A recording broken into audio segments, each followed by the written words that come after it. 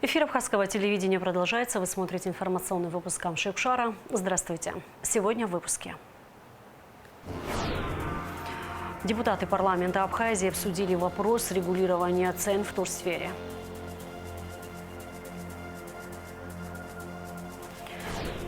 Памятник героям Великой Отечественной войны открыли в селе Лашкиндара Чемчирского района.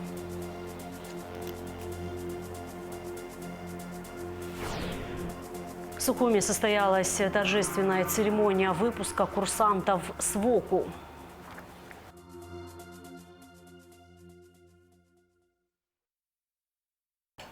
Расширенное заседание Комитета по бюджету, кредитным организациям, налогам и финансам прошло в парламенте. Слушания проводились по вопросу организации туризма в Абхазии. На заседание были приглашены представители турбизнеса, министр по налогам и сборам Эдгар Беня. По словам председателя комитета Беслана Халваш, главная задача – создание равных конкурентных условий для участников туристического рынка, крупных и мелких туроператоров граждан Абхазии.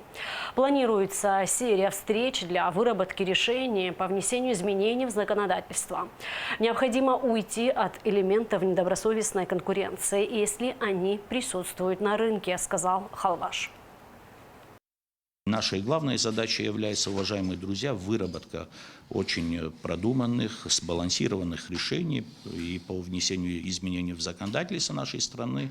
Еще раз повторяюсь, и участникам рынка, чтобы все могли найти общий язык, все нашли свою нишу, уйти, если она присутствует от элементов недобросовестной конкуренции, демпинга, если это присутствует на нашем рынке. То есть мы должны понимать, что рынок, значит, расширяется, значит, туристический поток в нашу страну увеличивается, слава богу, и мы, не передергивая, не уходя в какие-то крайности, мы должны решить те проблемы, которые происходят у нас в стране. Расширенный репортаж с расширенного заседания Комитета по бюджету, кредитным организациям, налогам и финансам по вопросу организации туризма в Абхазии смотрите в нашей сегодняшней программе. 15 июня исполнилось 33 года со дня образования Государственной службы охраны. Руководство и личный состав в ГСО возложили цветы к мемориалу погибшим в Отечественной войне народа Абхазии в парке Славы в Сухуми. По случаю празднования профессионального праздника ГСО в Кабмине состоялось торжественное заседание. Личному составу были присвоены очередные воинские звания, также объявлена благодарность. Государственная служба охраны была создана в 1992 году. Основные цели и задачи управления силами и средствами обеспечения государственной охраны, обеспечения личной безопасности высших должностных лиц, охрана государственных зданий. Ряды абхазской армии пополнились выпускниками Сухумского высшего общевойскового командного училища. Очередной выпуск стал важным событием в жизни молодых офицеров и их близких. В торжественной атмосфере состоялось вручение дипломов об окончании училища. О том, как прошла церемония, расскажет Шазина Ханагуа.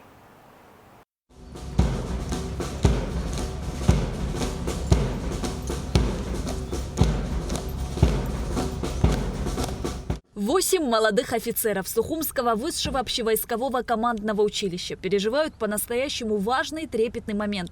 День, когда мечты и усилия многих лет воплощаются в гордость и знаменуют начало ответственной службы. Этот день наполнен светлыми надеждами, волнением и искренней гордостью за сделанный шаг на пути к защите Родины и исполнению святого долга. Игорь Гордиенко – один из тех, кто с честью и мужеством прошел испытание учебой и теперь стоит на пороге новой жизни. Я хотел быть военным еще в школе. Было желание, интересно. Полигоны, выходы, выезды. Своим однокурсникам, конечно, я желаю всего самого хорошего. Ведь мы были 4 года все вместе. Не зря говорят, в армии найдешь друга, найдешь товарища, найдешь брата как-никак. Так и получается. Место проведения церемонии было выбрано не случайно. Парк славы, где покоятся те, кто отдал свои жизни за свободу Абхазии. Это особое место, наполненное памятью и уважением к героям. Церемония открылась возложением цветов к мемориалу славы и минутой молчания в память о погибших героях. Затем состоялось торжественное вручение дипломов. Начальник управления кадров Министерства обороны Тимур Купалба зачитал приказ министра о присвоении воинских званий, а заместитель министра обороны, статс-секретарь Давид Бжани лично вручил дипломы молодым офицерам. Военнослужащим, успешно завершившим учебу в Сухумском высшем общевойсковом командном училище Министерства обороны Республики Абхазия в соответствии со статьей 20 положения о порядке прохождения военной службы присвоить первое офицерское воинское звание лейтенант младшему сержанту Гордиенко, младшему сержанту Хагуш, младшему сержанту Григолия, курсанту Смыр, курсанту Пачулия, курсанту Шинкова, курсанту Халваш, курсанту Мелконян. Товарищ генерал-майор, лейтенант 4-го присвоения диплома Гридл.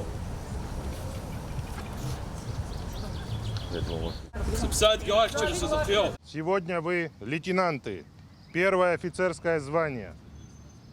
Этот день, я уверен, навсегда запомнится вам. Очень много работы проделано, очень много мероприятий проведено.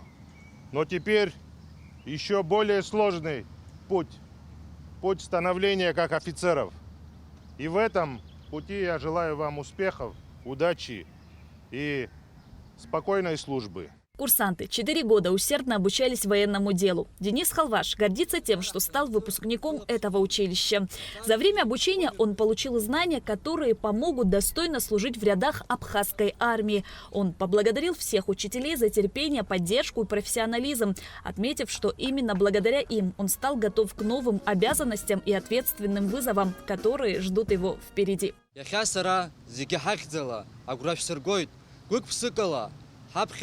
Хазшу хамля бзинишнаха хагзом итабуб харасфар стохуб абснатулахчара министра айхабара зиги урти снаг ацарахтанацу рылабшхун ацараджи ахомьябгашичи ярубас итабуб харасфар стохуб харт харзуйца айхабача.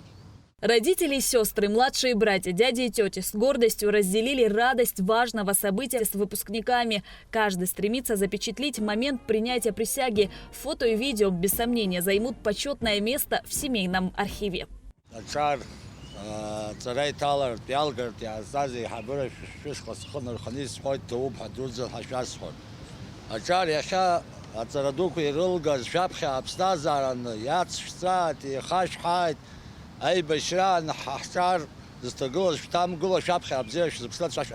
По сложившейся традиции выпускники, сняв фуражки, преклонив колено, простились со знаменем училища. Благодаря СВОКу молодые квалифицированные офицеры служат в различных силовых ведомствах страны.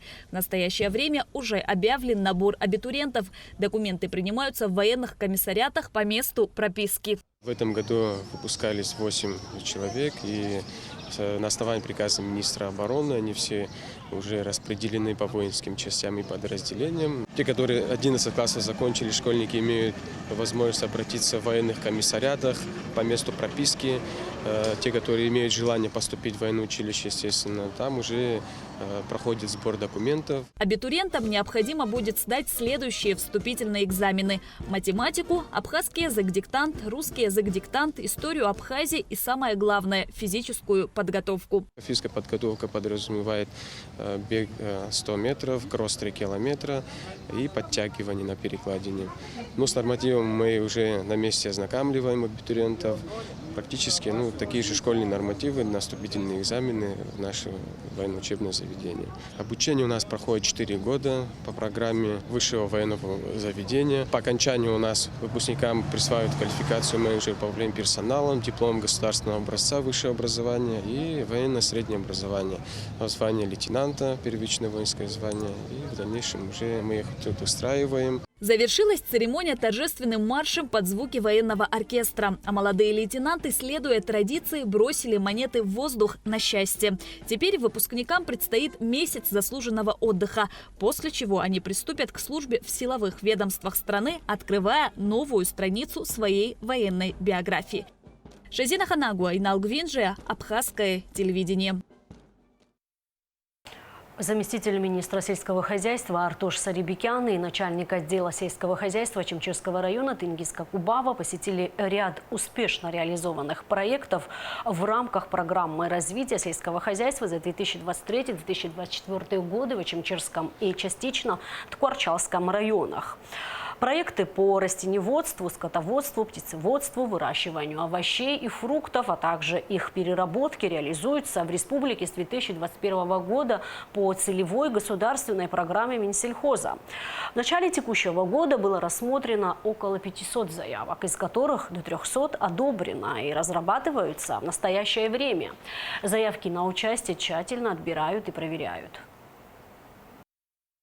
Естественно, в один день охватить очень все трудно, но мы постарались в разных селах посмотреть те проекты, которые удачные. И удачные в том смысле, что они реализованы в основном проекты 2024 года были. Это буквально осень прошлого года, ноябрь-декабрь, посадки тех же мандарин. Там у нас фейхуа было, слива, алыча. Они все видели, что состояние отличное. Значит, все эти проекты осуществлены на 100%. Остается только лишь сопровождение его по уходу. И будет очень прекрасно, потому что будет продукция. За 4 года в Чимчирском районе, могу с радостью это сказать, более на 160 миллионов рублей мы вместе с Министерством сельского хозяйства и управлением сельского хозяйства Чимчирского района помогли людям нашего района. В этом году только вот за 2025 год на 55 миллионов рублей люди получили одобрение своих проектов. Инспектируем хотя бы в год 2 раза, ездим по этим селам, смотрим, что делается, как делается. Но мы не надзирательный орган, чтобы проверять это все, но просто это душа, чтобы у нас была спокойна, что мы людям помогли. На самом деле это реализуется. И больше всего, что меня радует в этой программе, в этой вообще всей ситуации, которая у нас сейчас происходит по району, очень много молодых ребят, которые обращаются, которые приходят и говорят: мы не хотим оставить село, мы хотим, чтобы вы жили в селе. Мы, если по возможности, и мы, естественно, даже стараемся им помочь, чтобы у них все получилось.